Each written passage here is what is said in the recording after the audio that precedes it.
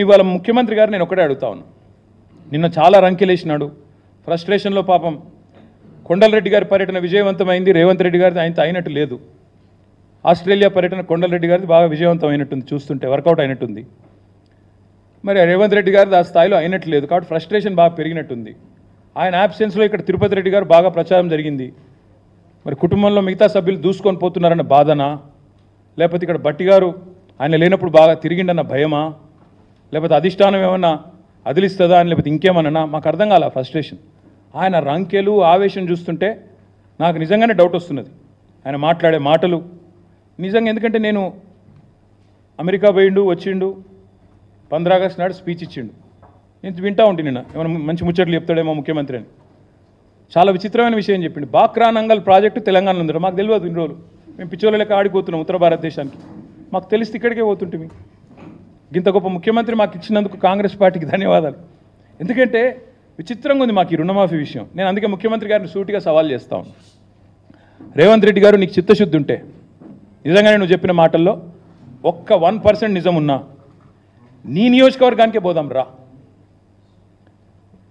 Security లేకుండా, భద్రత లేకుండా రా, మీడియాని తీసుకొని పోదాం. మీడియాని తీసుకొని మంచిగా లైవ్ టెలికాస్ట్ కిట్లను తీసుకొని పోదాం. నీ కాన్స్టిట్యున్సీకి పోదాం. ఊరు కూడా నీ ఇష్టం, మండలి నీ ఇష్టం, ఊరు నీ ఇష్టం. రైతు వేదికలు కట్టిండు కేసీఆర్, మంచిగా రైతులను కూర్చోబెట్టు. ఒక్క రైతు వేదికలో నన్న రైతులు కనుక 100% రుణమాఫీ అయిందంటే నేను అక్కడే నా రాజీనామా పత్రం స్పీకర్ గారికి పంపిస్తా, రాజకీయం వదిలేసి శాశ్వతంగా ఇంట్లో కూర్చుంటా. ఒక్క ఊర్లో, ఏదన్నా ఒక్క ఊర్లో చెప్పిస్తావా? నువ్వు చెప్పిన దానిలో వాస్తవం ఉందా? నువ్వు చెప్పిన లెక్క ప్రకారం రైతులు రుణమాఫీ జరిగిన విషయం వాస్తవమే అయితే కొడంగల్లో ఏ ఊరో నువ్వే డిసైడ్ చేయి, పోదాం. కేవలం కొడంగలే కాదు, మేము వదిలిపెడతా అనుకుంటున్నామేమో. మా నాయకులందరికీ నేను ఈరోజు పిలిపిస్తా ఉన్నా ఈ పత్రికా సమావేశం ద్వారా. రాష్ట్రంలోని ప్రతి నియోజకవర్గంలో మేము చాలా ఊర్లు తిరుగుతాం ఇప్పటి నుంచి. ఈ పచ్చి మోసం ఏదైతుందో దీన్ని ఎండగట్టడానికి బీఆర్ఎస్ పార్టీ నాయకత్వం. మొన్న మా తమ్ముడు వివేక్ గారు ఎట్లా కుత్బుల్లాపూర్ రూరల్ మండల్లో ఎంతమంది ఉంటే ఎంతమందికి అయిందో మొన్న వచ్చి ఇక్కడ ప్రెస్ మీట్ పెట్టి మరీ లెక్క చెప్పినాడు. రుణమాఫీ విషయంలో 1000 మంది ఉంటే కేవలం 100 మందికి ఇచ్చి మేము మొత్తం కంప్లీట్ చేసినామని పోజులు కొడితే, ప్రధాన ప్రతిపక్షంగా మా బాధ్యత మీ వాదనలోని డొల్లతనాన్ని ఎండగట్టడం. ముఖ్యమంత్రికి నిజంగా దమ్ముంటే ఆయన నా సవాల్ స్వీకరించాలి. Let him accept this challenge. Kodangal పోదాం, లేదా నీ ఇష్టం ఉమ్మడి పాలమూరు ఏ కాన్స్టిట్యున్సీకైనా పోదాం, నీ ఇష్టం. సొంత ఊరు కొండారెడ్డిపల్లికైనా పోదాం. ఆ ఊళ్ళో అయినా 100% రుణమాఫీ అయిందా నువ్వు రుజువు చేయి. అక్కడ ఉన్న రైతులందరినీ కూర్చోబెడదాం. మీడియా సెక్యూరిటీ వద్దు, ఆఫీసర్లు, చీఫ్ సెక్రటరీలు, భయపెట్టేటోళ్ళు, బ్యాంకర్లు ఎవరొద్దు.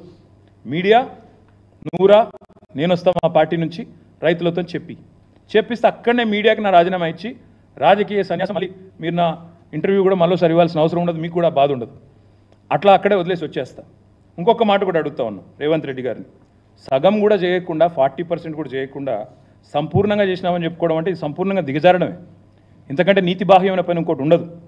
వాళ్ళ రుణమాఫీ కాలేదు వాస్తవం, రైతు బంధు రాలేదు. ఎవరిని అడిగినా రైతు చెప్తాడు నీకు. ఇవాళ చాలామంది రైతుల ఆందోళనలో ఉంటే లక్షలాది మంది రుణమాఫీ కాక నువ్వేమో సంబరాలని చెప్పి సన్నాయి నొక్కులు నొక్కితే డెఫినెట్గా రైతుల్లోంచే నువ్వు ఫీల్డ్కి వస్తే నీకే తెలుస్తుంది. అందుకే అనేది నేను, సెక్యూరిటీ లేకుండా రా, అధికార గణం లేకుండా, మంది మార్బలం లేకుండా రా, పోదాం. కొండారెడ్డి పల్లెకి పోదామా, ఇంకో ఊరికి పోదాం. తప్పకుండా అన్ని విషయాలు రైతులే చెప్తారు.